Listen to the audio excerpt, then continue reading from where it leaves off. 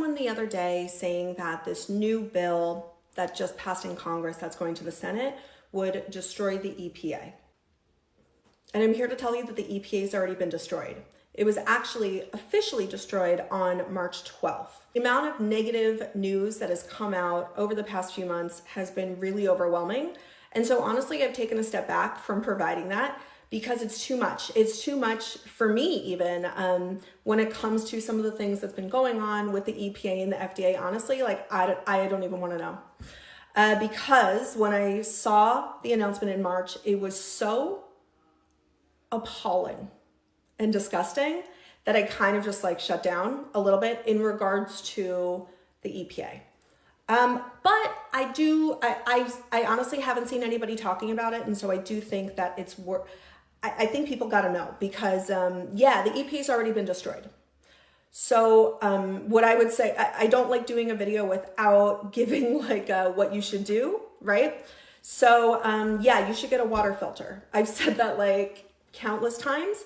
I meant it every time, but now it's like real serious. It's real serious. But let me tell you what happened on March 12th. I'm pleased to make the largest deregulatory announcement in U.S. history. The Environmental Protection Agency is initiating 31 historic actions to fulfill President Trump's promise to unleash American energy, revitalize our auto industry, restore the rule of law, and give power back to the states. EPA will be reconsidering many suffocating rules that restrict nearly every sector of our economy and cost Americans trillions of dollars. Okay, honestly, I can't even watch the whole thing, but I will read you some of the lines and go into the specifics of what was changed. Redirecting enforcement resources to EPA's core mission to relieve the economy of unnecessary bureaucratic burdens that drive up the cost for American consumers. That means they're not going to hold polluters accountable. That's what that means. Reconsideration of multiple national emission standards for hazardous air pollutants for American energy and manufacturing sectors. Reconsideration of particulate matter national ambient air quality standards that shut down opportunities for American manufacturing and small businesses. That means getting lung cancer even if you don't smoke just from breathing your air. Reconsideration of regulations on power plants. Reconsideration of regulations throttling the oil and gas industry. Reconsideration of mercury and air toxic standard. Reconsideration of mandatory greenhouse gas reporting program. Reconsideration of wastewater regulations for oil and gas development. That means pollution into your drinking water. There's so many of these, I can't even read them all, but you can go and read yourself. So the EPA was created because there were so many horrifying environmental disasters that were poisoning people and literally unaliving them that the federal government had to step in, okay? This was done under Nixon, a Republican president. The main inciting incident was because the Cuyahoga River continued to just catch on fire.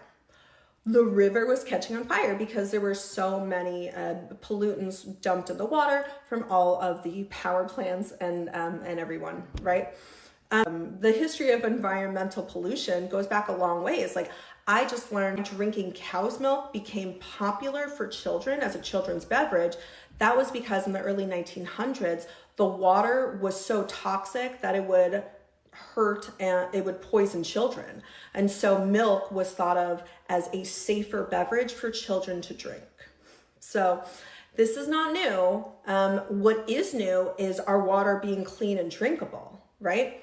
And the reason that it was done by the federal government is that many of the states could not clean it on their own, right? And so when he says things like, and the Trump administration loves talking about this, like pushing it back on the states, that means that me in California, my water is going to be clean. I'm going to be all good.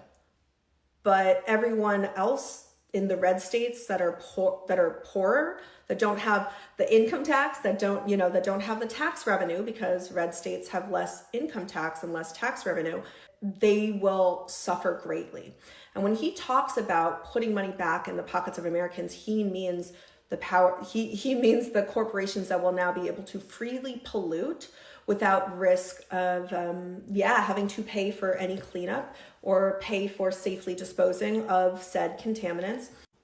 Today is the greatest day of deregulation our nation has seen. We are driving a dagger straight into the heart of the climate change religion to drive down cost of living for American families, unleash American energy, bring auto jobs back to the US, and more.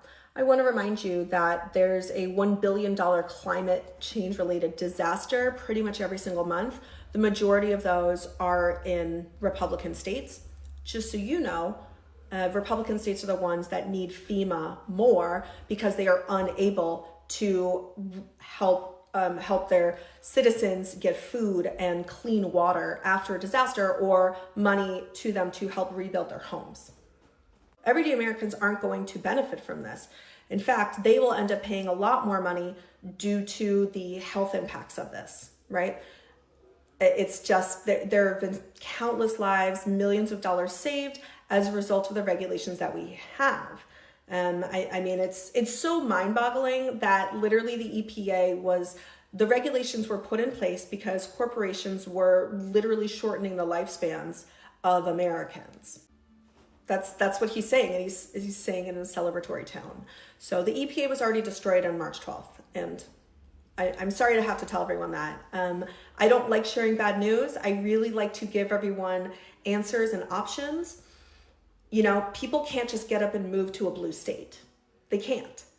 A lot of people don't have money for that. Enough, the EPA was DEI in the sense that the poor, typically red Republican states, those were the ones that were forced to have cleaner air and water as a result of the EPA's actions, right? It was literally DEI benefiting Republicans because otherwise they would not have gotten it. But now that's going to be over. So it will literally be more rural Republican states that will suffer more greatly. And by the way, I mean, those states have already done as much as they can to deregulate and pollute as much as they can. And now that they're in office, it's just going to be free reign for them. Alongside President Trump, we are living up to our promises to unleash American energy, lower costs for Americans, revitalize the American auto industry, and work hand in hand with our state partners to advance our shared mission.